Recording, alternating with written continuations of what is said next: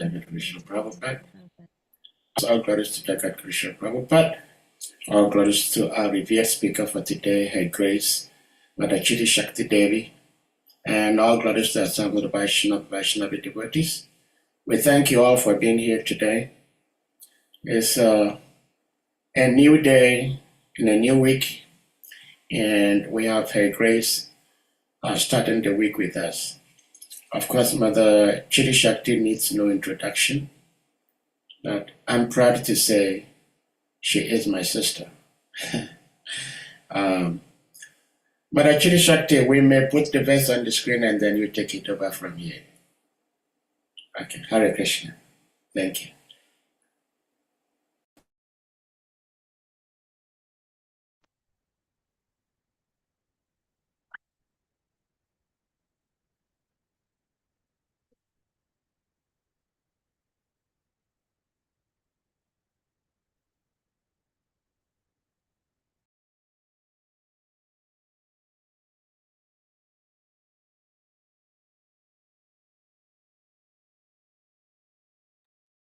Can you all hear me clearly?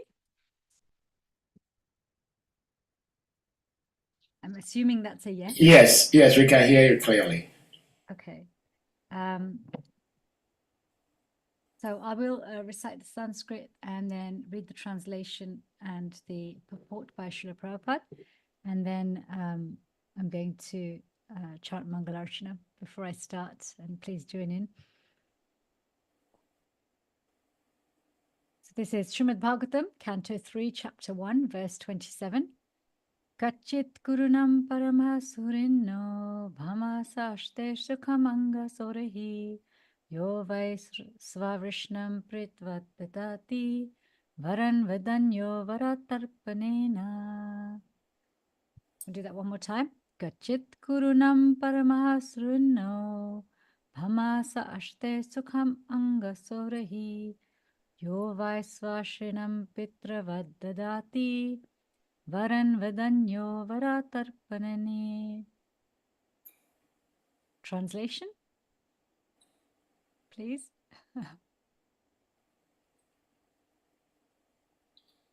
Please tell me whether the best friend of the Kurus, our brother-in-law Vasudev, is doing well. He is very munificent. He is like a father to his sisters, and he is always pleasing to his wives. Translation, purport by His Divine Grace Srila Prabhupada.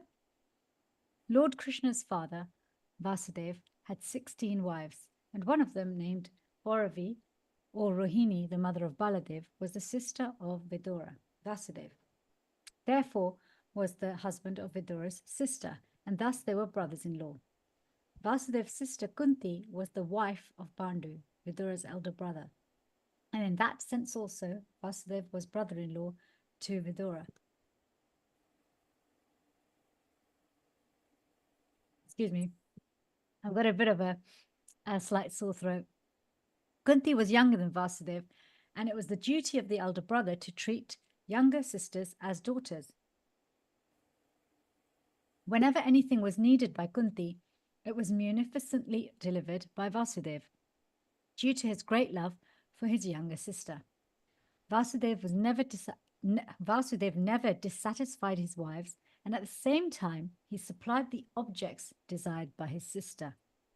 He had special attention for Kunti because she became a widow at an early age. While inquiring about Vasudev's welfare, Vidura remembered all about him and the family relationship. So please join in for Mangalarchana. Umagyantimirandasya Yananjana Shalakaya Chakshurun Militam Yena Tasmai Shri Guruve Namaha.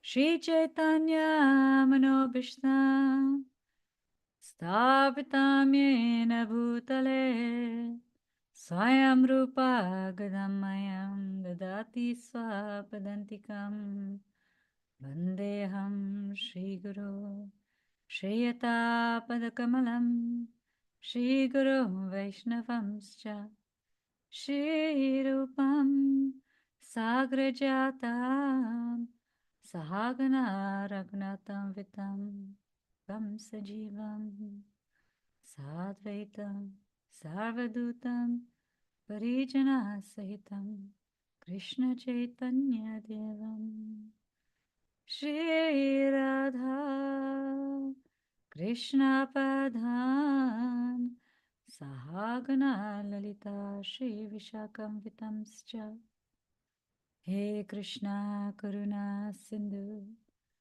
Dinabandhu Jagatpate Gopesha Gopika Kanta Radha Kanta Namostute Tapta Kanchana Gaurangi Radhe Vrindavaneshwari Vrishabhanusute Devi Pranamami Hari Priye Vansha Kalpatarubhyascha Kripa Sindhubheva Patitanam Pavanebhyo Vaishnavebhyo Namo Namaha Shri Krishna Chaitanya Prabhu Nityananda Shri Advaita Gadadhar Shivasadi Gaura Bhakta Vrinda Hare Krishna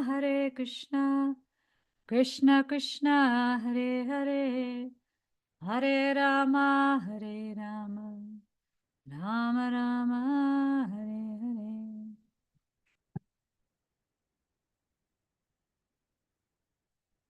So I'm just going to repeat the translation of this verse. This is actually Vidura speaking to Uddhav, who he has just met by the bank of the Yamuna. And he's inquiring from him, please tell me whether the best friend of the Kurus, our brother-in-law Vasudev, is doing well. He's very munificent. He's like a father to his sisters, and he is always pleasing to his wives. So in this chapter, third canto, opens with Vidura leaving home. He leaves the company of Dhritarashtra and his 100 children. He leaves the palace after being insulted by Duryodhan. I think we can stop the share. Is that okay? And actually, the point we're at now in the leaving of Dhritarashtra, sorry, not Dhritarashtra, Vidura, since he's left the palace, it's been some time. And he's on pilgrimage. He's going to all the holy places. He's east, west, north, south, everywhere where he can be absorbed in the company of Vaishnavas, the dhams where the Lord has been. He is going there to really just absorb his entire mind, body, soul, his words, thoughts, actions in the Lord. So he is certainly seeking Krishna's association from within. Because as we know from how the verses have transpired, where we're at now, it's now after Krishna leaving the planet. So when he goes to the Yamuna, he encounters Uddhav. And Uddhav is not just Krishna's cousin, but a great, great devotee. And we see this with, even though we're in Krishna's pastimes, we see so many of them are related to him, right? Krishna's got hundreds of cousins, hundreds of children, hundreds of wives, millions of friends, so many, just even in this one appearance, just in this one pastime. And but not all of them recognize who he is. We know the Kauravas certainly didn't recognize who he was. When he goes to petition to Duryodhana and Dhritarashtra before the battle of Kurukshetra, and he shows them his partial universal form, Duryodhana laughs at it as if it's a magic trick. He doesn't take it seriously because he's not able to recognize the Lord.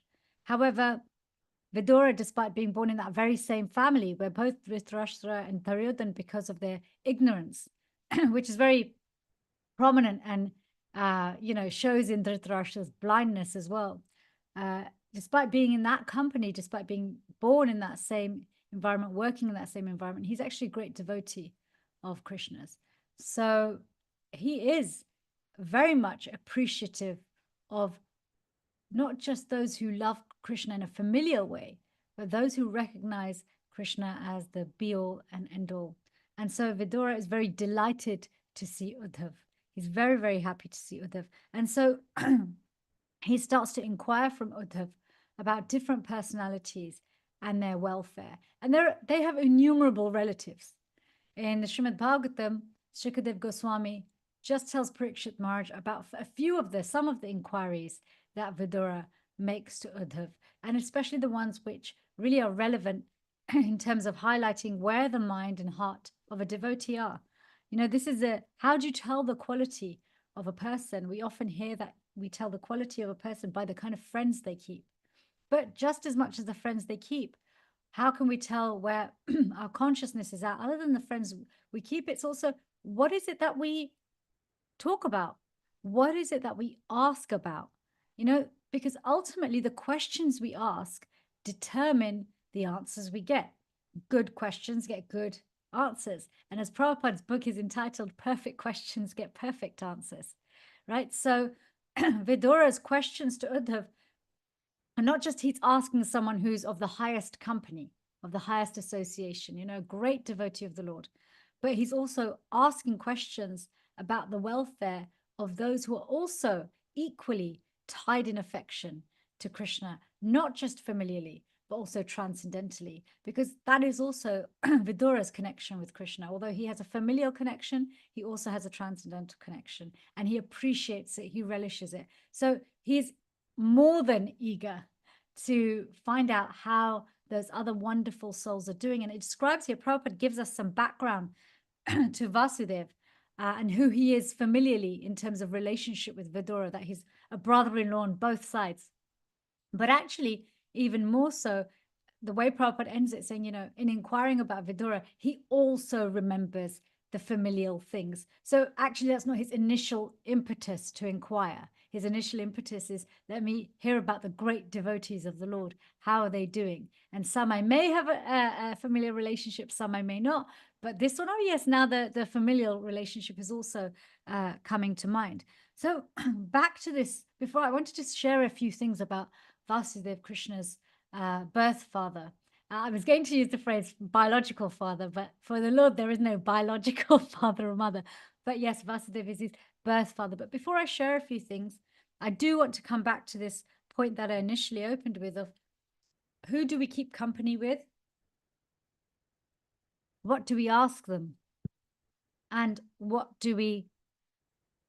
answers we get?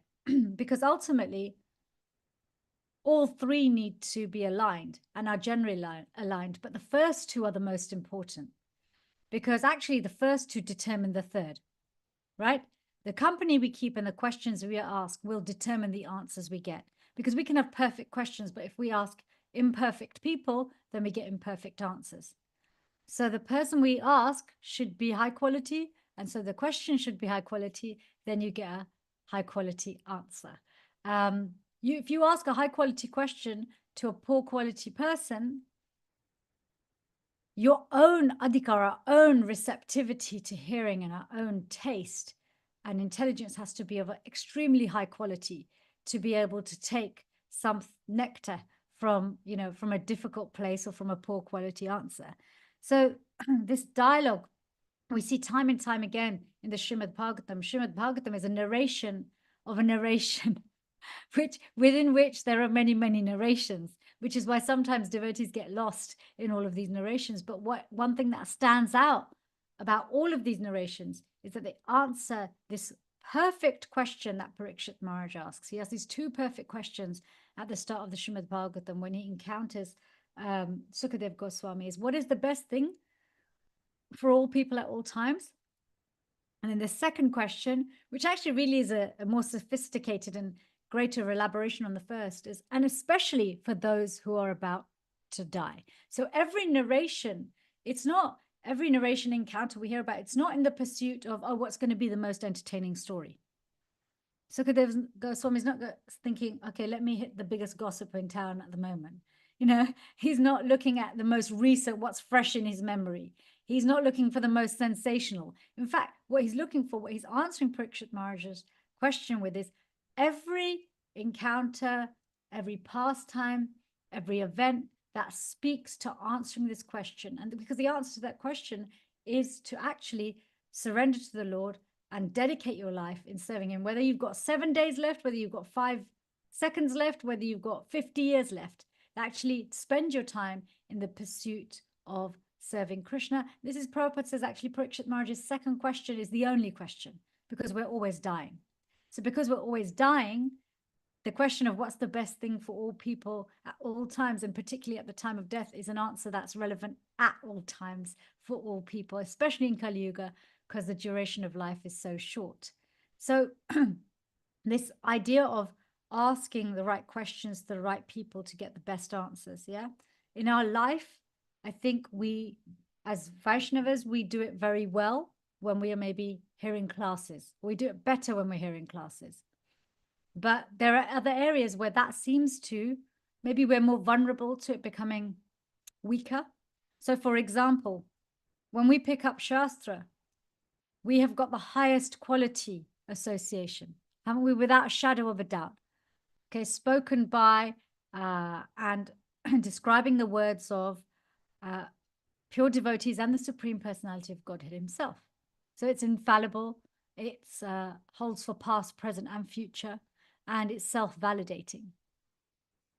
And yet when we read, you might notice that, yes, in classes, when we're hearing, the intelligence is a little more active, right?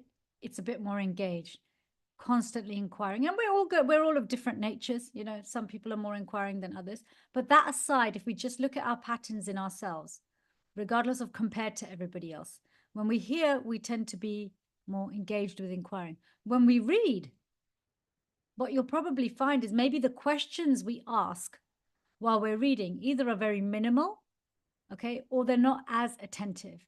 Because sometimes what happens is this, when we're reading, is we can become very much in an achiever's mindset that I've got to finish. This is how much I need to do for today. And I want to finish this much Bhagavad Gita by this time, or this much Srimad Bhagavatam by this time. So this attitude of an achiever's mindset actually impairs our ability to ask the best questions to the best person, right? And when we flip it and go into more of a, what can I receive from this? Whether I finish all the books before I breathe my last breath, or whether I only manage to read one paragraph before I breathe my last breath. Have I really received what Krishna is trying to tell me? Have I really heard it? And have I really asked what I wanted to know? Have I asked the questions that will help me to digest and absorb and apply this quite literally as soon as I've switched off the tape or put down the book or switched off the MP3?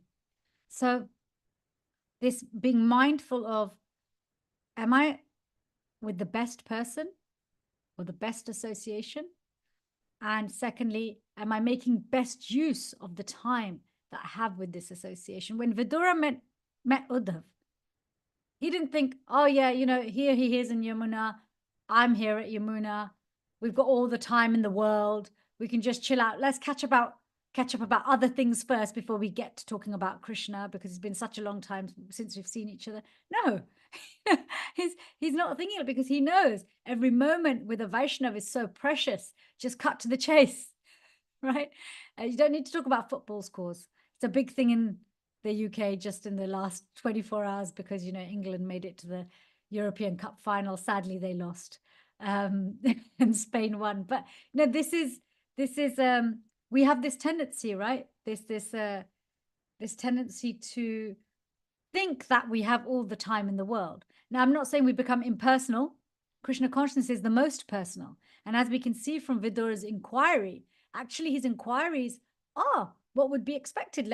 It looks like he's catching up about family, but his motive for catching up about family and the selectiveness about who he's choosing to inquire about, and then the selectiveness in who Shukadev Goswami is choosing to tell Parikshit Maharaj about, which parts of that conversation he's choosing to tell him about, is also selective, because it's selective to the purpose of answering the question. So in the same way, when we read or when we hear a class or when we're having a conversation, whether it's with a peer, whether it's with someone senior to us, when we have this mood of submissive inquiry, because Guru is always acting. Okay, Guru is always acting. Guru Tattva, Balaram's principle, is always acting at all times. All that changes is how and to what degree we engage with that. So as we're inquiring like this, as we're in these different environments, moving around, we've got to ask ourselves, we ask so many questions in a day. What time is it is probably the most common, right? Second most common is like, how are you? How are you? What time is it? Right? But building on that, beyond that, our mind is full of all sorts of, oh, I wonder what I'm going to have for dinner. I wonder how long that's going to take me to cook. Let me buy this. Let me buy that. I wonder what this person thinks of me. I wonder when all my problems will be over. I wonder when I'll be able to sleep better at night. So many questions just to do with our day-to-day functioning, right? Some people preoccupy their minds with so much information about, oh, I wonder what the latest gossip is. I wonder what happened with that devotee. I heard they were seeing this person. I wonder if it worked out. I should call so-and-so and find. So, this, we understand that people who are small-minded, right? We're small-minded when the intelligence is not so sharp. And this can be the influence of the modes as well. This is not to do with IQ. By small-minded and lower intelligence, we mean that affected by the lower modes.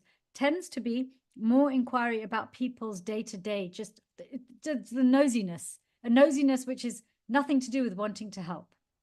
Okay? And then you take it a bit further up, maybe you go a little bit higher than that. People's inquiries might be to do with the welfare of the world. They're interested in the front pages and the news and what's going on. Okay. But you go higher than that, and actually one's interested in, okay, how can I be better? How can I do better? How can I serve others better? And you go further than that, then it's pure goodness. How can I serve Krishna and his devotees, which is everybody, whether they realize it or not, better? What can I do to better myself? How can I be a better instrument? How can I ask questions about people which are in a vein of thinking which is actually going to uplift my consciousness and serve them?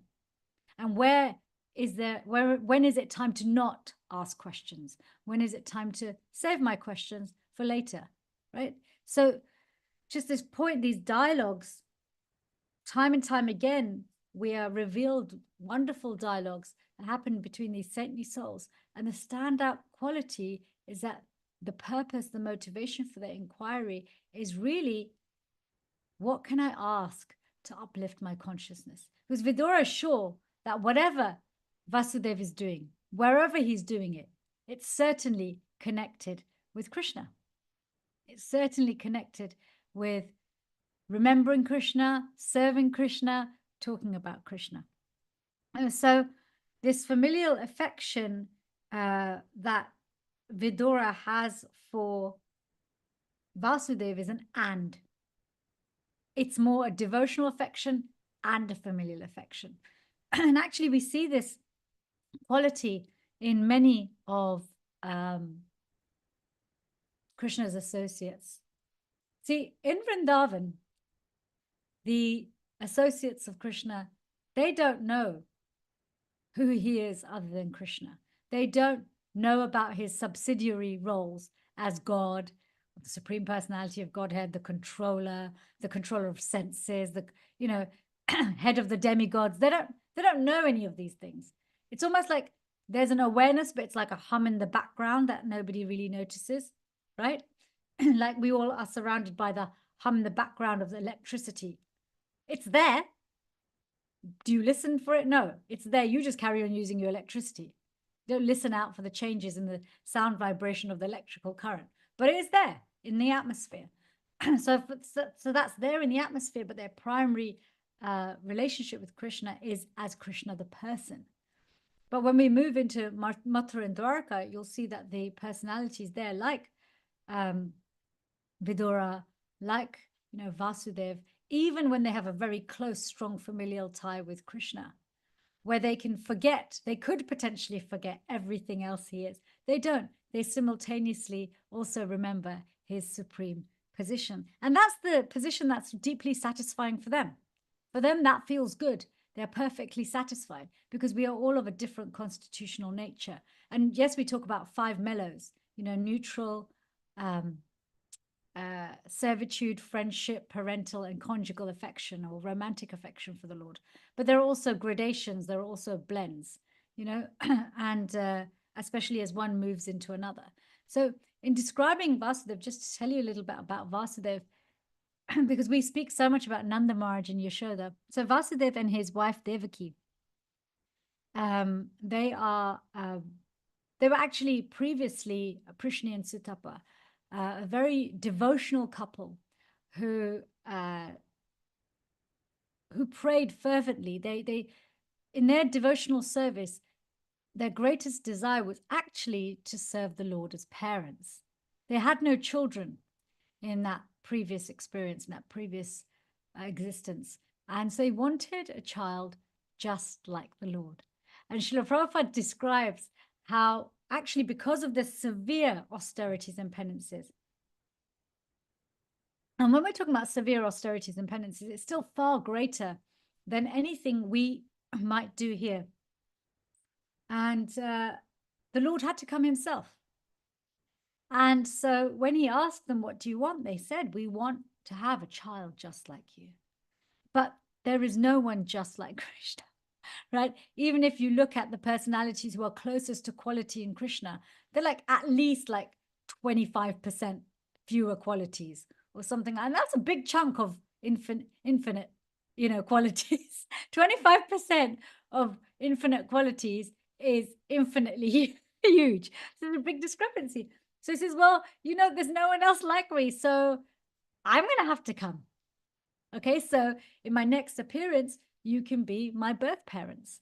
And it's really beautiful when Srila Prabhupada, he writes extensively in the purports of the 10th canto, especially the earlier chapters when Krishna is appearing, about the relationship of Vasudeva and Devaki. But he talks a lot about Vasudeva. He speaks a lot about Vasudev's great qualities. And there's one letter I was reading where one of Prabhupada's disciples asked if Vasudeva was just symbolic. And Prabhupada's quite strong in that letter. Actually, I may, because it's a short reply, I might actually just read it out to you, because it's a really I won't read the greeting. I'll just read the letter body. Regarding your question about Vasudeva, the father of Krishna, you should understand that he's not simply a symbol. The statement made in Srimad Bhagavatam in this connection is meant for understanding. But unless one is in Vasudev's position, it is not possible to understand Vasudeva or Krishna. Vasudev's position means to be situated in pure goodness. In the material world, the three modes of nature, which are named ignorance, passion, and goodness, are always found mixed up together. In other words, these modes are never found pure. But if there is one mode present, there is sure to be at least a tinge of another mode there also. For this reason, we may sometimes see a third-class man showing the quality of goodness, and we may see a first-class man showing hints of ignorance. The modes are never found in a pure state in the material world. But in the Vasudev stage of pure goodness, there is no contamination from any material influence of passion or ignorance. Vasudev is never to be understood as being a symbol. You should clearly understand this. So it's very important that when we look at the personalities who are directly engaged in the Lord's pastimes, personalities such as Vasudev, that their relationship with the Lord is not seen simply as a bodily boon that the Lord is fulfilling because somebody's done severe austerities and penances. For example, don't compare it to like Kants and Ravan, who they did such severe austerities and penances, they attracted Brahma and Shiva to give them boons. But the boons they requested were very much pertaining to their physical body, very much to mortality, power, or immortality, and control. Whereas Vasudeva and Devaki, as Prishna and Sutapa, they worship the Supreme Personality of Godhead.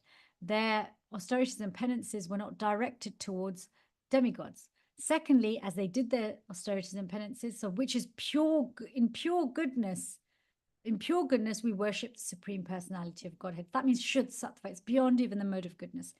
And their desire was also pure goodness, to serve the Lord in that parental affection.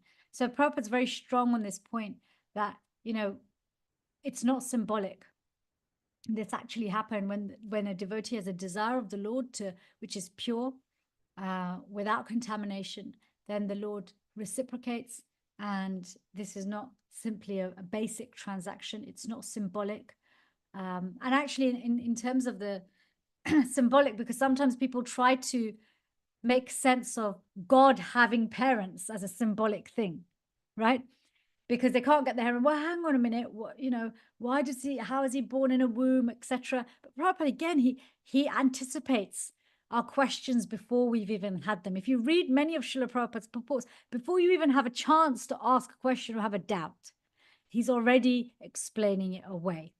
And he explains very clearly in these early chapters of the 10th canto how actually the reception of Krishna, rather than the conception of Krishna, was from Vasudev's heart and mind to Devaki's heart and mind.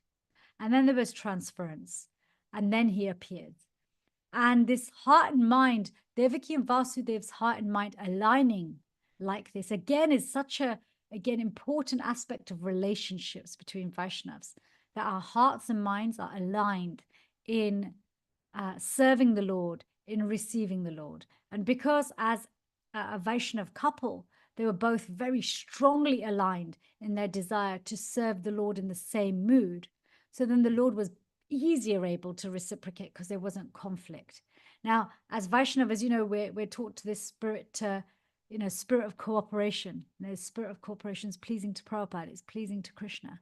But a big part of this spirit of cooperation isn't just adjusting our personalities to each other. It's not just having the same goals. It's not just making sure there's enough resources. It's not just about avoiding Vaishnava aparadha and being in a mood of service to each other, but it's also being aligned in our purpose and consciousness in terms of who are we trying to please and how.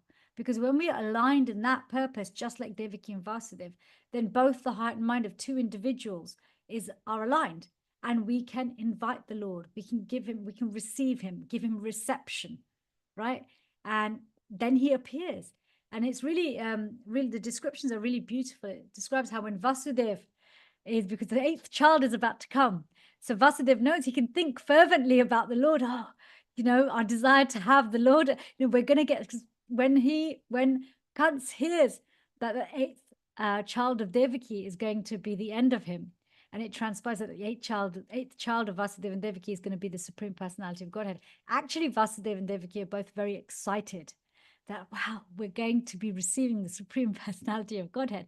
So when it comes to this 8th child, yes, there's some, Leela type based fear that, Kans is, we want to protect our child from Kans, but trumping that is this excitement that Supreme Personality of God is coming to us. He's going to be our child. So Vasudev's in his heart, he allows this desire to be born so strongly.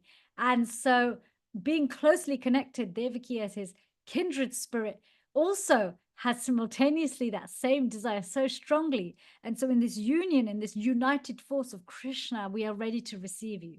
And as Vaishnavas, we can have this. We don't have to be married to have this, right? We can be friends and have this. We can be peers, we can be anything. We can be serving in the same project, we can be serving on other sides of the world, but we can be aligned in this consciousness. And then the Lord comes, and it describes how Vasudeva, as he was thinking about Krishna, he was so deeply thinking about Krishna, inviting Krishna, that he became so beautiful.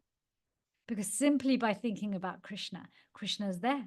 Krishna entered his heart and mind. And so it describes how Vasudeva was glowing. He was so beautiful, but nobody could see him because he was in the prison. And then as Devaki also received this very potent desire to conceive and receive the Lord, she also describes how she also became very, very beautiful. She is the original pregnancy glow.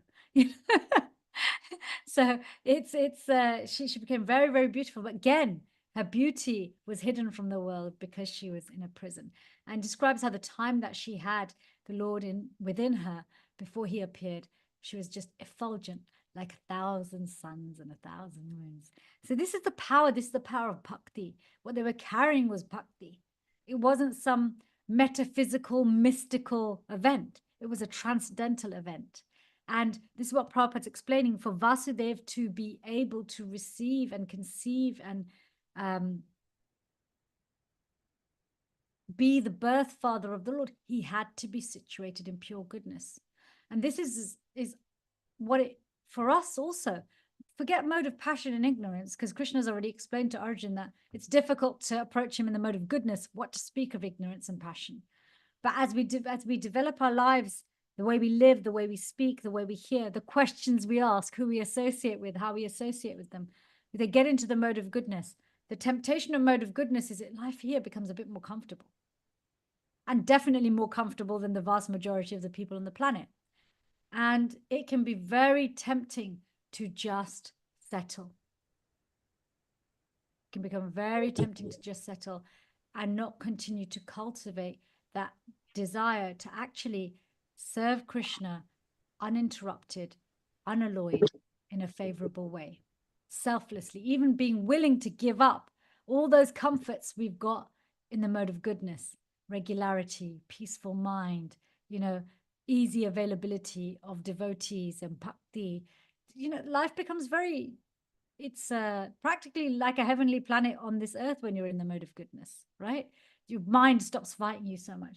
But we must get to pure goodness, because when we get to pure goodness, this is the unalloyed, uninterrupted, favorable service to Krishna. That really, as Prabhupada explains, is the soft heart that can receive the Lord in full. And then the beauty, if there's one industry that's really huge, it's the beauty industry. And the beauty industry is for everyone now. Man, woman, non-binary, it doesn't matter. It's like, it's now, nail polish is for men and women. Foundation is for men and women. It's not, there's no, oh, that's for girls and this is for boys. This is what I'm saying. The beauty industry is just getting more and more and more massive because it's got more and more and more customers. But it's expensive. And actually using beauty products is an austerity. It takes up time. And each beauty product in itself probably usually has some sort of side effect for which you need another beauty product to counterbalance and correct. I won't bore you with details, but if I give you an example, some skin, treatments, they make your skin glow, but at the expense of peeling away a layer of skin. So then you need to buy another thing to protect your skin. Okay. Or some foundations you can put on your foundation. It makes your skin look smooth, but then it takes away the different gradations and shades and tones. So then you have to put them all back on again. I mean, it's crazy. So it's so austere, but bhakti makes us beautiful like this because we glow from within. Okay. It is easy. It is sustainable. It is natural. And it is a beauty that is universal. It is a beauty that is universal. It's not just for a particular type of person. And the person it's most beautiful to is Krishna. So Vasudeva is this wonderful personality who's situated in pure goodness with deep affection for the Lord. And therefore his heart was soft enough for the Lord to want to appear to him and his wife. Prabhupada also makes many points about Vasudeva, especially when he's speaking to Kants about how he's such a deep Vaishnav that all good qualities will automatically manifest in him. Now, Kants was very, very, very scared and angry, because fear can also make many people angry, right? Sometimes when we're scared, we get angry. We don't experience anxiety or the actual palpable fear, but we actually get angry, because what we're getting angry about is usually the fear of losing something or not gaining something. And so Kants is very angry, but throughout his anger and bewildered intelligence, Vasudeva is promising him that, look, you can, you don't want to have a bad reputation and kill your sister on her wedding day. How about you put us in prison and I'll give you all of our children. And even a demon like Kants, Prabhupada explains how Vasudeva is so endowed with good qualities for being a Vaishnav, not because he, did severe austerities and penances and all sorts of yoga positions and, 300,000 books worth of journaling. It's like he just steeped himself in bhakti. He explains that even a demon like Kants, who was so bewildered by anger, who was so bewildered by fear, who lost his intelligence, actually took Vasudev's word because he knew this is a great Vaishnava. And so his word is as good as done. Trusted him. He trusted him, even though what he was offering was something that was actually abhorrent for any parent to even think about, let alone promise. To even think about, let alone promise. So when Vidura is inquiring from Uddhav about Vasudev's welfare, really what he's inviting is a dialogue about, let me hear about the glories of this great devotee. Let me hear how he walks, how he talks, how he sleeps, what he's talking about, what he's hearing about, because surely whatever I hear about him is only going to increase my bhakti. So this particular verse for me really highlighted that how much of our time outside of active hearing and reading are we ensuring that those we associate with, or even when we don't associate with someone, when there's no one around, what is it that we are talking about? What is it that we are inquiring about? We can watch our own mental dialogue, right? Because our mental dialogue, our own internal dialogue often has questions. Often the worries we have are question-based. Often the aspirations we have are question-based. The question can maybe start with, maybe it starts with when, or how, or which, or why, you know, but whatever it is, whichever question we're asking, we can monitor our internal dialogue. You know, our internal dialogue doesn't need to be full of deeply distressing things for it to keep us away from Krishna. Our dialogue, our internal dialogue, and the questions that we ask can be very telling as to what's important to us. So I guess the takeaway from this particular verse is an invitation to be more mindful that when our external activities are not directly connected with bhakti, and even when they are we asking the best questions? Because that's the first thing we can, you know, really monitor. And then, are we asking the best questions to the right people? You wouldn't try and buy apples from a baker. If you did, you'd be met with failure. You'd go home empty-handed, or maybe go home with something you didn't come to buy. So, you know, the mind is huge, can reach every corner of the material universe, which means there's loads of space in that hard drive. There's a lot of space for a lot of rubbish as well. And that rubbish will surface. Right? People think they can dump things in the ocean and it's not going to affect anyone because the ocean is so vast. Now look what's happening. Animals are dying. They get choked on that rubbish. Human beings can't enjoy these beautiful beaches. Why? Because you go in the ocean, you've got plastic on your face. You know?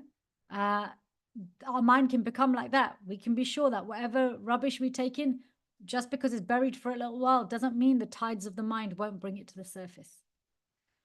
So who are we hearing from? What are we hearing about? That is going to make a massive difference. Even if we are engaged in worldly affairs, that we can change the tone we ask things in. We can change, even if we have to have topics which are worldly. Still, what's our motive for knowing? Motive means everything. Motive means everything. So I'm going to hand over to all of you. Maybe you can share your reflections from this verse, or maybe inquiries that you have. Maybe you know something about Vasudev that you would like to share with us, or Vidura, or Uddhav, anything you want. But I'll hand over to you, Sahadev Prabhu, to, I guess, moderate the rest of the session. Hare Krishna. Well, Hare Krishna, thank you so much for such a wonderful delivery. Dear devotees, if anyone may have questions, comments, realizations you would want to ask or share, you may indicate by using the hand emoji or your physical hand, and you'll be asked to unmute to ask or speak. Mother, you were talking about how Srila Prabhupada intuitively answers questions before we even ask them while we're reading his purports. And I mean, there can't be anything truer than that.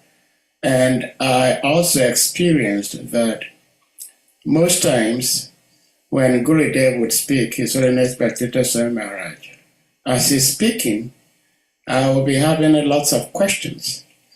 But before he ends the class, if not all, about 95% of the questions I had were all answered. And as you were speaking I also had a number of questions to ask. But along the line, you kind of answered lots of them. But I still have a few that you did not answer. So my first question is, it's a very nice example we're getting from Vidura, asking about the well-being of his relatives from Uddhav. Now, my question is, sometimes someone may ask questions but do not really mean what they are asking. Now, I once was met with one friend, supposedly a friend. So she asked me, Jarvis, how are you doing? And I deliberately said, I'm not doing well. You know how you meet people, you ask, how are you doing? He said, okay. She did not even care to hear what I said. She just moved on. So I was asking myself, what was the purpose of asking how I'm doing? So my question is, how do we ask questions that we truly mean so that we expect an answer and try to do something about it, the answer we receive from the question we ask? How do we prepare our minds to ask such questions? Hare Krishna. Yes. How do we say what we mean? Yeah. You know what really helps us to say what we mean? It's to mean what we say. Okay? So she asked you, how you doing? With not much desire to know. And she got an answer which also wasn't genuine. You said you just told her you weren't doing well because you wanted to test her. So in one sense, you both served each other's intention that you didn't really mean what you were saying. Okay. So when we want to say what we mean, actually, if we mean what we're going to say, the words usually come out. So this is what submissive inquiry means. This is what sincerity means. Do I actually want to know this? Sometimes we may ask a question because it might make us sound clever. Sometimes we may ask a question because it may show what we know, right? But do we really want to know? Because when we really want to know, somehow or another, the Lord appears on our tongue and in our intelligence, and the words come out really wonderfully. But even if we just look at psychology, generally when people mean what they say, somehow or another, the intention comes through, even if the words are not really quite well put together. You know, we all have more than a linguistic connection. We have a heart connection. And beyond that, we have a soul connection. I see this more with animals sometimes than even with humans. Like because with humans, you can make justifications, right? Oh, body language, or, this or that, but with animals, I'm not an expert in animal body language. Okay. I'm not even generally a fan of animal. I wouldn't call myself an animal lover, but sometimes I will encounter certain creatures, particularly in the dhams, but sometimes even here, some saintly animals who seem to have this, they're so sentient, they're so in tune. You look them in the eye and they know exactly what you want, what you need. And it's because we're meaning what we're saying. So they're receiving it, even if it's not necessarily verbalized, right? So this meaning what I say goes a long way in saying what we mean. And then we tend to ask actually better questions. And it really helps the person who's receiving the question. When they know someone's really sincere, think about it. We've all had questions asked of us, every single one of us. Devotional questions, non-devotional, all sorts of questions, right? And like you've had in your own experience, just as you were giving your example, you can tell when someone's being insincere with their question, even if the question's brilliant. Wow, stand out. What a great philosophical question. But you can tell they couldn't care less whether you gave them the right answer or not. All they're really interested in is sounding really cool. And then someone asks a really simple question, something that maybe someone even might find out on the first day of coming to Krishna consciousness, but they ask it with such sincerity. They really mean it. It makes your heart stop. Even if you don't know the answer, you feel compelled to find an answer. Right? Does that make sense? And Srila Prabhupada's compassion and Gurudev's compassion there, compassion's oceanic. And Gurudev would often talk about this, that he would read the room before he would speak to see what is it that people need to hear, what do they need to receive. Now, that's both an active choice, but there's something that happens passively in the background. Because, you know, these wonderful souls, these via mediums to Krishna, their connection with Krishna is so strong. The super soul is so active that their super soul can very easily connect with the super soul they're speaking to. And so that's why many of us have this experience where when we're hearing from these personalities, when they speak, many of our questions are answered before we've even had a chance to ask them, because they're so connected to Krishna, that Krishna as a super soul connects with our super soul. He's always constantly monitoring every second. So yeah, I mean, in a nutshell, mean what you say and the best questions will come out. And that's a real test for us. If we have a question that we think, oh gosh, that's not a very good question, that means we're self-conscious about it. We're more concerned about how the question is going to make us look than actually getting the answer. Does that make sense?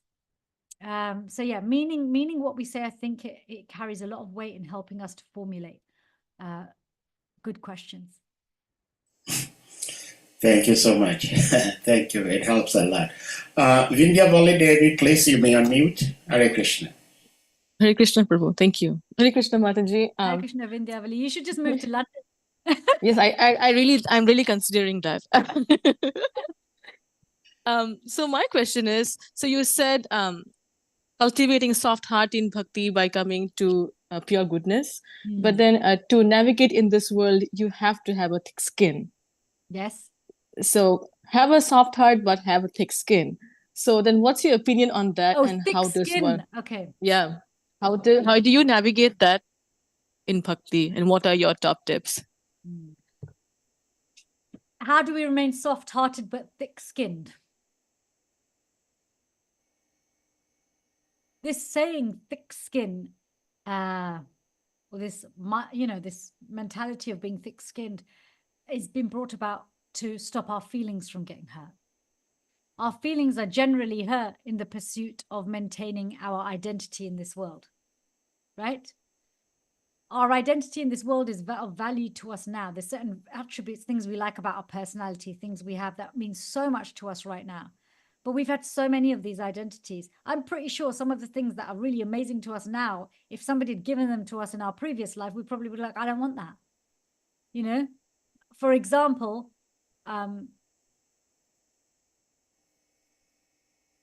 right now, I like having long, thick, dark hair. In my previous birth, if I was a really macho butch guy, I probably wouldn't have wanted long, thick hair. Do you know, does that make sense? I would probably resented it unless I was Samson. So this, what I'm saying is this being thick-skinned, protecting ourselves from being hurt is really more to do with, let's get to the root of the problem. The root of the problem is I'm hurt because my sense of who I am in this world has been challenged or displaced. But at the same time, I've taken part in a process, dedicated my life to a process where what I've said is, yes, I want my sense of identity in this world, not just to be challenged, but to be broken down. So in one sense, becoming thick-skinned is unnecessary. What we want to become is have a permeable skin. And in that permeable skin, we allow Krishna's love and we reject anything that, it's impervious to anything that is not going to help our bhakti.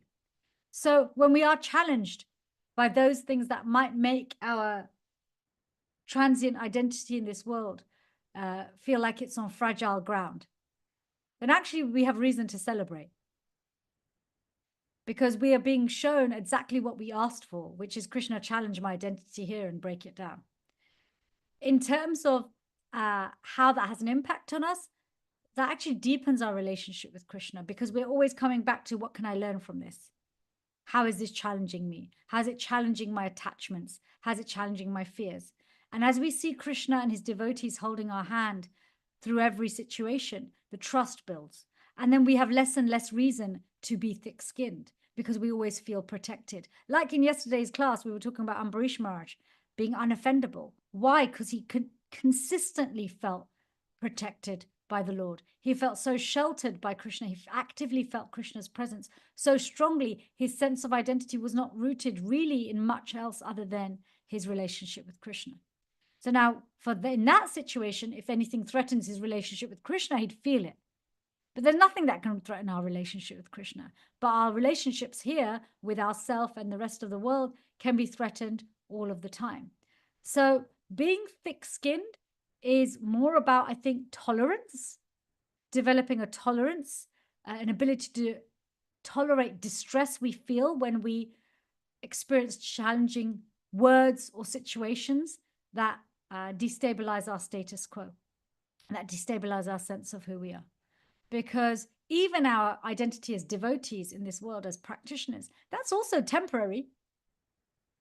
That's also, we're only physically this particular sadhaka in this particular body temporarily. People's perceptions of whether we're a good devotee, not a good devotee, based on our cloth, our varna, our ashram, our project, etc., is also transient. When Bhaktitirtha Maharaj was leaving, when he went into Nirjan Bhajan, he actually told us, he said, don't call me Gurudev when you come into the room. Don't call me Bhaktitirtha Swami. You know, I'm not Gansham. I'm not John Favors. I'm not any of these things anymore. They were just designated roles while I was in this world. So the mind is very subtle. The false ego is very subtle.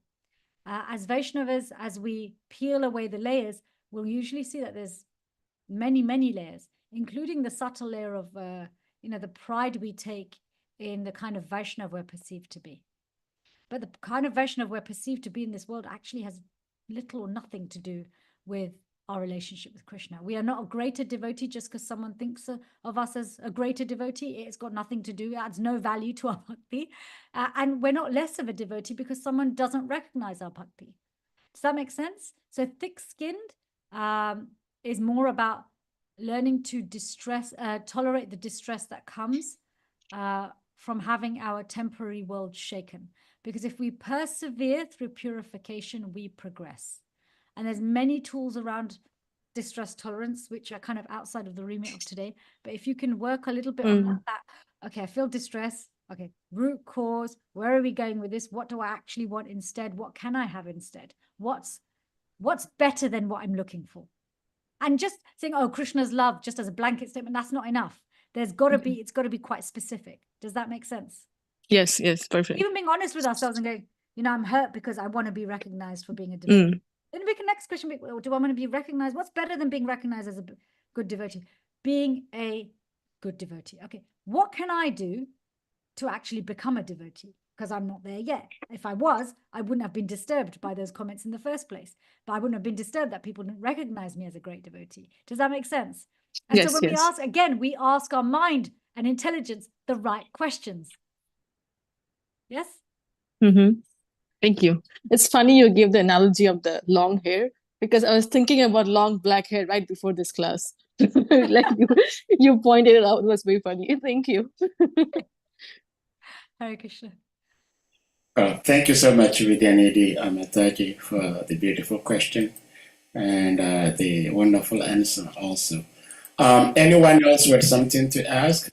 Mother Shri Shopanishad, please, you may unmute.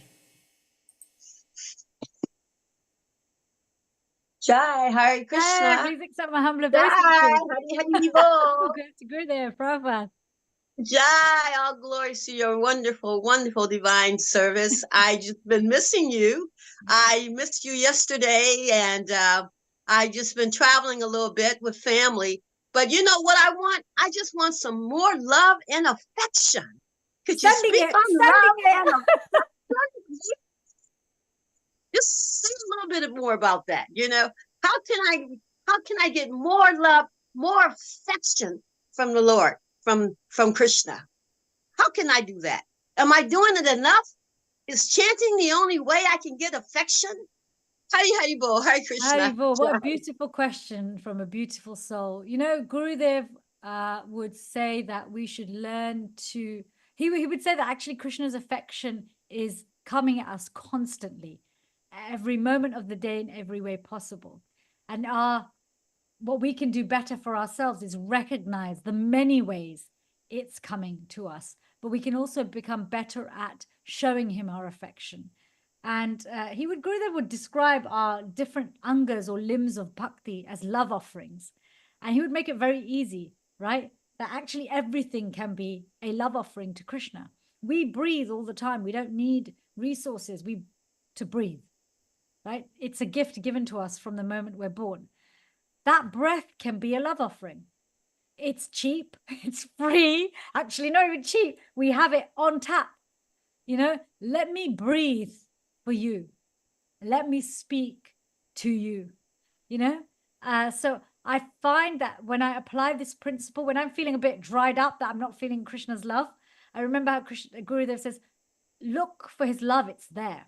Recognize it. It's not just in the active actions, you know, these 9 angas of bhakti, but actually it's there everywhere, all of the time. And increase your love offering by changing why you do things, everything you do, even your day-to-day things, just turn it into a love offering.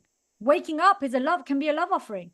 Going to sleep, yes, it's good for our body, but I'm making it a love offering, Krishna. I want to look after my body so I can serve you better. Oh, I've got a doctor's appointment. I could be really anxious. What's the outcome? I can be, okay, Krishna, I'm going to the doctor for you.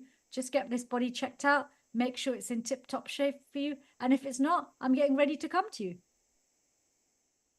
You know, so, but I mean, I'm sure you have some wonderful insights as well. How do you get more love and affection from Krishna? Jai Prabhu, that's so wonderful. I like to sing to Krishna. You know, when I wake up in the morning, sometimes I just say, Krishna, how are you doing? You know, am I pleasing you today? Can I sing you a wonderful song? You know, should I sing more for the devotees? You know, these are things that I ask myself. And when I want affection, I want to get a hug from Krishna, you know, sometime, you know. Am I worthy enough? Am I, you know, pure enough to get a hug?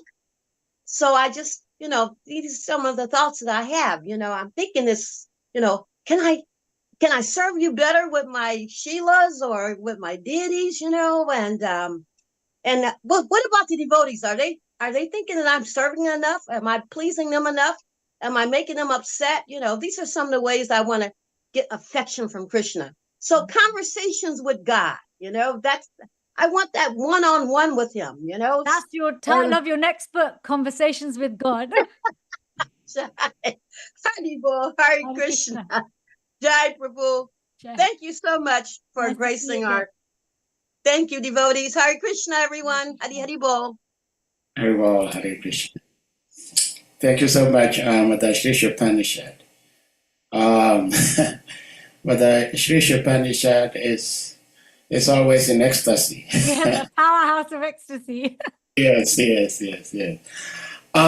Mother, this question, it's nice you talked about the previous births of Vasudeva and Devaki. And I am wondering, is it just in the special cases that married couples are born and they get married together again? Or generally, that is a possibility that husband and wife, they leave the body and then they come again and then they meet as husband and wife? Or it's just in special cases? It depends on the quality of the relationship and what that quality has its foundation in. You know, at Vedic weddings, when you go in the yajna, in the ceremony, it's often explained, you know, you're now bound for 7 lifetimes. The thing is, it's your choice if you're bound out of animosity, out of friendship, or out of transcendence. So it's like with all of our relationships. Yes, one may have done a yajna to seal the deal, but ultimately it's the quality of the relationship that determines whether we encounter each other and how we encounter each other. Ultimately, our relationships with each other are spiritual in nature. these karmic relationships are secondary. People often base this idea of a soulmate, whether it's a soulmate which is a friend, a soulmate which is a romantic partner. Sometimes people feel they have a soulmate type relationship with a sibling or even with their parent. There's this almost like I have a familiarity with you that feels effortless, right? We seem to like the idea of an effortless relationship. The effort was put in somewhere, right? However, as we transcend the karmic, the bodily platform, the psychological platform, then we start to feel this kinship and familiarity with all living entities. And because and then those oceans of compassion within the heart literally break open because we are connected at a much deeper level. So whether we've known someone in a previous life or not is of no consequence. This is why Guru Tattva is so powerful, because people sometimes get caught up with, is my relationship with my spiritual master really deep because I knew them in a previous lifetime, or because I slipped into it with ease, or because I had a really amazing way I connected with them? That's really actually not got so much to do with it. If we could only, if all gurus only had disciples who'd been with them for lifetimes, that doesn't say much about the guru or their disciples. We want to be having new people taking to the process. And really, ultimately, the powerful thing about Guru Tattva is that it transcends space and time, because it is ultimately about that eternal connection, because we are already connected, but we are we're reactivating that connection. And so yes, when we're looking at husband and wife, whether they make it good, whether they don't make it good, whether they karmically stay connected or not, ultimately, what's the quality of the devotional service they do together? There is a really beautiful excerpt from The Harmonist, where Bhaktisiddhanta Saraswati Thakur, he talks about his take on marriage and male and female relationships. And I have to say, it's the only thing I've ever read that makes marriage sound very attractive, even irresistible. He says that, and I'm just giving you a sum up of it.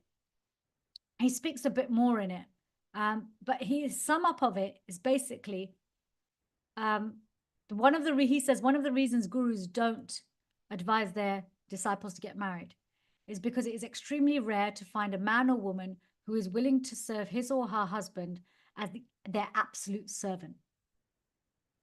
Because husband and wife should be the absolute servant of each other, and no one should claim proprietorship over the other. And they should feel honored and not claim service, but feel honored if they're allowed to partake in the service of the other, and only with their permission. So not that you're not even entitled to even serve the other person. That's not even an entitlement. It's a privilege to serve the other person. This ecstatic, if you share a home with somebody who's actively pursuing Krishna and their Krishna consciousness, even if you don't share your home with a person like that, but especially if you do, and you've both bought in with, I'm going to be your absolute servant. Okay, we wait for these, I can only be the absolute servant if I'm a personal servant of my spiritual master. But actually, we can be the absolute servant of our partner, of our kids, as if they are our spiritual master, because then the spiritual master will actually receive that, and we get reciprocation from the spiritual master, because the absolute service of the spiritual master, again, it's a love offering through every living entity.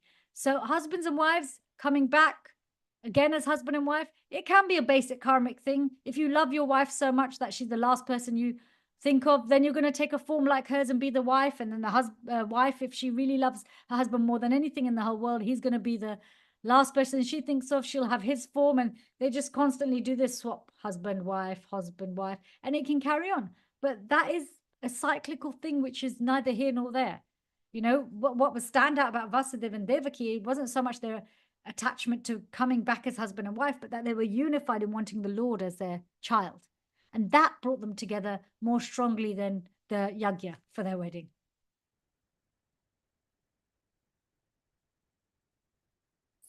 Well, thank you. So let me see. Seems there is. Can I ask why you asked that question?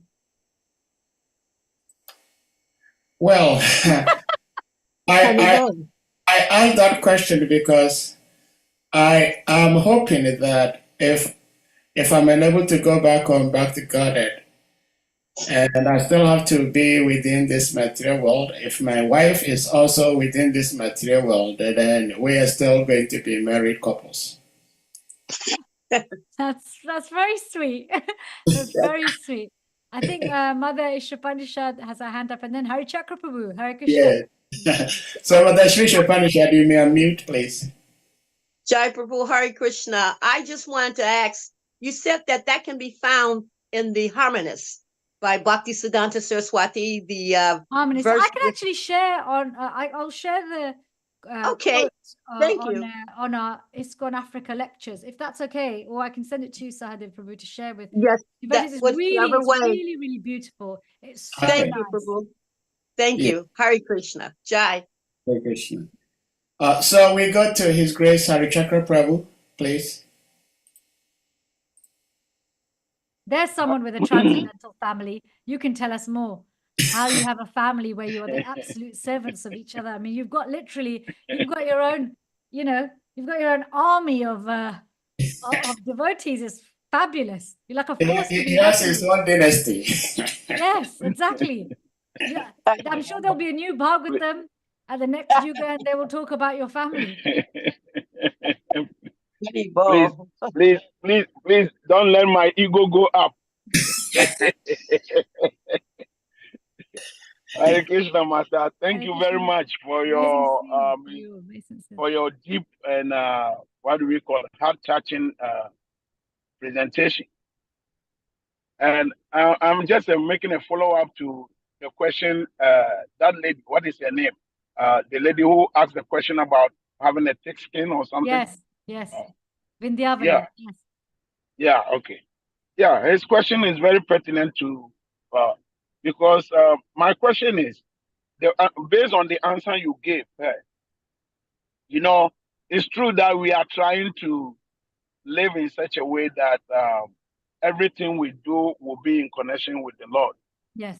But another aspect of it is being a leader, or being a parent, or being a teacher. Mhm. I mean, whatever position that they occupy, if we don't,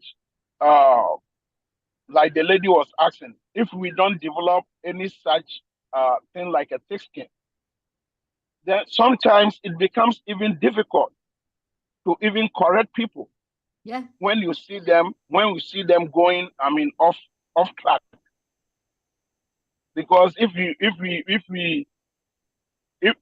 we take a position that, my only thing is to help people become Krishna conscious, sometimes it becomes I mean, I don't even know if you are getting the question I'm trying to bring. That how do we actually how can we act from that position? Yeah. So my from that position. Our thing isn't how can we help other people become Krishna conscious. It's how am I doing things so that I'm in Krishna consciousness. So even to your point, but if I don't become thick-skinned, I won't be able to action things. What I'm hearing you say is when someone does or says something that you need to respond to, and perhaps in a strong way, if you let yourself feel it, your emotions might become so overwhelming you might not be able to action it, right? So this is what I'm hearing you say. Our emotions generally become overwhelming when they're generated generally by one of the 6 enemies of the mind.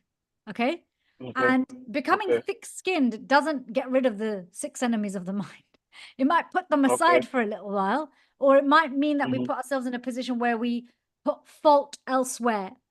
But really, actually, if we find ourselves in a situation where, like, you look at Ambarish Maharaj, right? The session yesterday was on becoming unoffendable. He ran the entire planet, but he was unoffendable. And because he was unoffendable, he forget, getting angry and being able to forgive quickly and getting rid of it. He just never would get offended, even when his life was threatened. And that was his strength. Because what it meant was he could hear, he could see, he could experience, and his intelligence wouldn't become bewildered by any of the 6 enemies. So it didn't matter what came to him, his intelligence was always sharp. His ability to discriminate was always sharp. So this thick-skinned is really, we tell ourselves we're trying to become thick-skinned to protect ourselves from other people. But actually we're trying to become thick-skinned to protect ourselves from our own feelings about what other people are doing to us. Does that make sense? So, Yeah. so really what we need to get better at is managing our own feelings, because if we can manage our own feelings, then those feelings won't bewilder us. And then whatever people say to us, yes, we may experience it, we may have a response, but we won't be scared of our own feelings. We'll feel it. We're like, okay, is it good for me to stay in this emotional place to be able to action what I need to do? It's not. Let me get on with actioning what I need to do. And if I can't address this now, I'll address my own internal feelings later, if they're really that important. As in, like, sometimes they are. There may be something that we do need to address. We're hearing something from someone. They're like, I need to action this for this person as part of my service. But there's something in this which has really struck a chord for me that I can't tolerate. And that's something we can then take back to devotees that we do share with and discuss. But being thick-skinned doesn't mean we cut off our heart in the process. We're becoming, this whole idea of thick skin is usually we're not protecting ourselves from others. We're protecting ourselves from how we feel about what others do and say to us. All right. Thank you. Yeah, thank you so much. We go to Zarana. Please, may you unmute? Hare Krishna Mataji, thank you so much for your talk so far. I just had a follow-up question. You sound regarding... very English. Are you from here? I am from here. Yeah, I am. Yeah. I've never heard the name Zarna. Yeah, no, I've been to a few of your things. I came to the Bhakti Com event as well that you were attending, but perhaps I've not had the pleasure of meeting you directly. But I just had a quick question regarding the soft heart as well. How do we have a soft heart and be very loving without becoming attached to the others? What makes the heart hard is usually difficult emotions that we hold on to. We're not trying to deny ourselves difficult emotions, okay, because they're there. They're part of our makeup. They're one of the ways in which Krishna communicates with us. But we don't want to hold on to them longer than necessary. And we tend to hold on to anger for too long. So it goes from being this hot anger, which is easy to blow away, to being hard, cold resentment, which sits in the heart, makes the heart heavy. It builds up in layers and layers and layers. Same, we tend to hold on to envy. We just bury it down. We tend to hold on to our fears. And so it's not that the heart becomes hard, but the heart gets covered in a very hard coating, and it restricts the heart. And so, it's like water is liquid by nature, but when it becomes ice, it becomes hard, doesn't it? And you try and work with water in its natural state. It's fluid, it moves around things, it finds a way. You try and work with ice, you have to chip at it. And the risk of chipping at it is it cracks and shatters. So soft hearts don't get broken. Soft hearts that are free of fear, comparison, deep-rooted anger, they tend to be softer. And yes, painful situations come, but as with all soft things can be bruised, but they don't get broken. So this is the easiest way to reveal our soft heart, is to not just use our we use our spiritual practices. Of course, they dissolve so much, right? Just the Mahamantra itself is the potency to dissolve everything. But we do it also actively. When Krishna reveals to us we have something which is blocking our heart, we actively work to dismantle it and offer it. Thank you so much. Hare Krishna. Hare Krishna. Hare Krishna. Thank you, Zarna, for the beautiful question. Mother, I have one question. I do not know. I think it relates to what has been discussed today. Because Vidura is asking about the well-being of his dear relatives. Mm-hmm. Now, in our devotional family, I realized that, because there is this saying, sometimes people say that we are spirit souls exploring the material world. So in the first place, we are spirit souls in this material body. And others also say that we are in this material body trying to become spiritual. And as such, we see in our movement, compared to other religious organizations like Christianity and Islam, mostly these other groups care so much about the physical well-being of their members. Whereas in Hinduism in general, most of the time, they do not.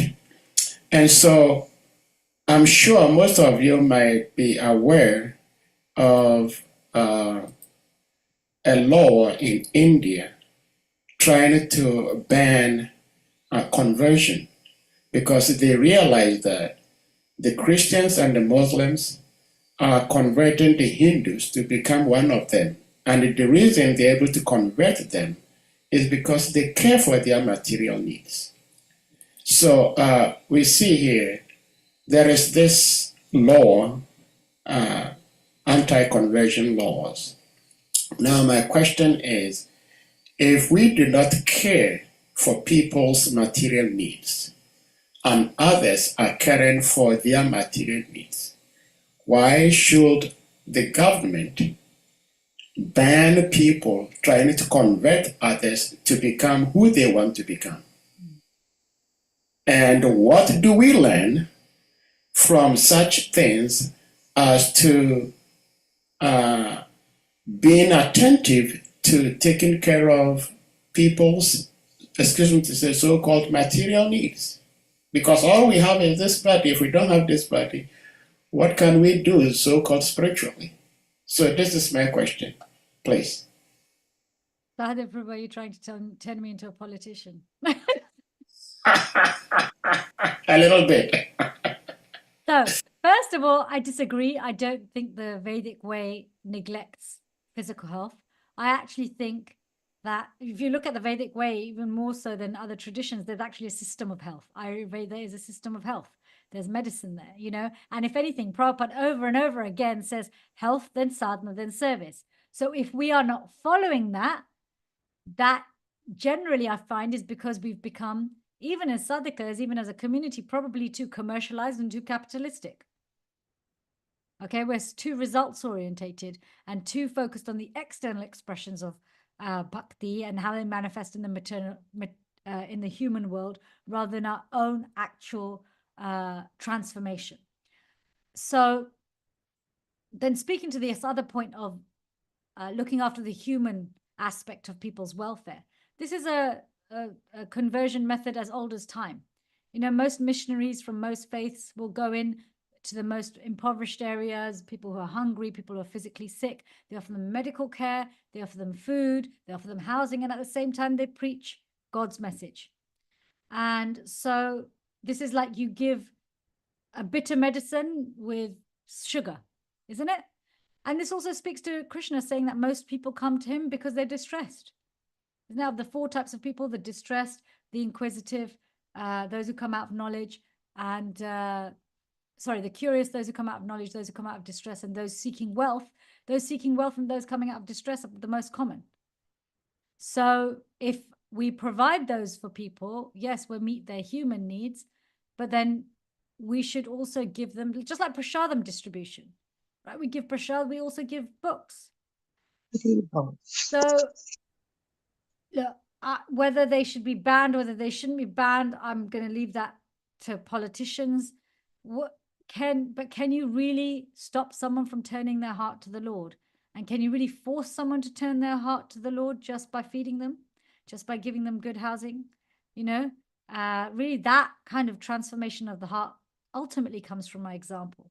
And whilst people might take to a faith because they've been fed and watered, they don't surrender to God because they've been fed and watered. They may start the journey, but as we all know, we all started our journeys for very different reasons and for many reasons. But what keeps us here is not just food and water. And if it's just food and water and an identity and a role in a community that keeps us here, if that's our primary reason, Krishna will check it. Maya Devi will check it. She will test us. So I'm sorry if I didn't give a political stance on this, but those are my thoughts. And I will let the politicians do what they wish with what I've said. Well, you gave me more than good answer. It's very satisfying. I really appreciate it. And if I got it right, we should remember that we are in this material body, we are in this material world, and there are certain things that are unavoidable. We have to keep body and soul together. Therefore, we should try to pay attention to our material needs also. I remember one time I was ill, I wasn't doing well, and I had to have a surgical operation. So I wrote to Gurudev and I asked for his blessings. And then he wrote back. Those days, it takes so long to receive letters from one country to another. And Gurudev said, yeah, my dear Sahadev, go take care of yourself. I'll be with you. Krishna will be with you. And when I come, we will dance together like anything. So, we learned from Gurudev that the material needs should also be met. And thank you for the answer, because sometimes some of us become a little bit naive. We become so spiritual that we do not pay much attention to the material needs. But we've seen example from Vidura that is caring for his family, for their well-being. So I'll end here. There's no such thing as material. Because Yeah. the one thing about transformation to Krishna consciousness is that we start to recognize that everything we have is given by Krishna. So if it's a gift from our beloved, then surely we take care of it. Yeah. And that's another way of receiving his love and affection. Yeah. Wow, I was able to open my eyes today. These eyes are a gift from Krishna. I can see. There's so many who can't. And with these eyes, I can actually see the deity.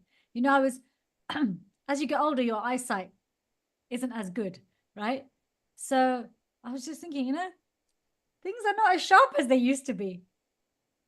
And it made me realize, gosh, one day, what if I get up and I can't see Krishna's face? What if I can't read Bhagavatam? And it put an anxiety in me that time is running out. Let me make good use of it. It put one thing, look after your health. But I know even if I look after my health, the body's not designed to be permanent. So there's no point aspiring for it to be permanent, right? There's a huge movement around now about nutrition and longevity and blue zones and living like the people in the blue zones so that you live to 100 at a high quality of life, not being sick. I think it's a wonderful thing. I think there's some political undercurrent as well, because you don't want sick elderly because it costs the government a lot of money. So let's get people empowered to looking after themselves. Doesn't matter if this motive is selfish. If we for ourselves take it on in a loving way, that's the most important thing. But even then, people need to bear in mind, yes, you can have a great 100 years, but you ask that this physical body is going to stop. So that other anxiety that, okay, I'm running out of time. I've got to really, it's now or never with going deep. There's no loss or diminution in my Krishna consciousness. Krishna promises this, but there's definitely going to be loss and diminution with the body, the eyesight, the mental agility, the sharpness, all of these things. They do. The brain just doesn't, it's not designed to last forever. Yeah. Yeah. I can stay for 5 more minutes if there's any more questions. Yeah. Hare Krishna. This is to just top up what you just said. Please. Like Srila Krishna Prabhupada used to say that somebody claims, "Hey, honey, I love you so much. Now I'm so overwhelmed by love that I cannot even cook for you. I cannot sweep the room. The love has overshadowed me. I'm covered with too much love that I can't do anything to help you. And in Christianity, they also say that somebody says he loves God, but he hates his brother. He said, if you think like that, then you are a liar. How can you say you love God but you hate your neighbor? So yeah, I guess the answer is on point. Thank you for reminding us, Prabhu. Hare Krishna. Hare Krishna. Thank you so much, Her Grace, CITI-SAKTI Devi. And with that, we're going to humbly request all the devotees to kindly unmute. By Guru Krishna's grace, we've started off a very nicely this week with Mother CITI-SAKTI beginning the week with us with such transcendental Krishna Katha. So we humbly requesting all the devotees to kindly unmute, and we all chant Hare Krishna Mahamantra to express our appreciation to our speaker. Jai. Hare Krishna. Hare Krishna, Hare Krishna, Krishna Krishna, Hare Hare, Hare Rama, Hare Rama, Rama Rama, Pancha Kapatarubhyacha, Kripa Sindhubhya Ibucha, Etanam Pavanabhyo, Vaishnavibhyo, Namo Namaha. All glories to Her Grace CITI-SAKTI Devi Ki Jai. Jai. Jai Shri Gurudev Ki Jai. Hare Krishna. Hare Krishna.